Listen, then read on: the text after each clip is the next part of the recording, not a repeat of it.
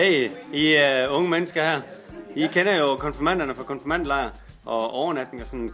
Har I noget at sige til dem? Ja, hej unge mennesker. Det er så fedt, I er kommet i kirken i dag. Og vi er meget stolte af, at I faktisk siger ja til det her. Vi håber bare, at I får en mega fed dag, og jeg er sikker på, at I nok alle sammen er, for der er ikke nogen, der sover til lige på den her dag. Nu ser vi frem til en mega fed fest med masser af god mad og mønter. Og sædler. Masser af sædler. Men der er jo også andet end mønter og sedler. I dag har I sagt ja til jeres konfirmationsdag, og det indebærer en del ting. Og det indebærer blandt andet, at vi har fået en gave fra Gud.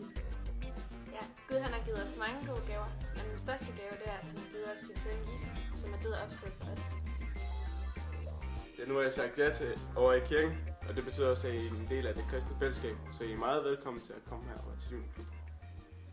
Ja, og vi har været sammen i mega mange gange siden, det vil sige konfirmandlejr og... Det var så nice. Jeg vil gerne sige for alles vejen, at det har været en kæmpe fest. Kæmpe fest. Ja.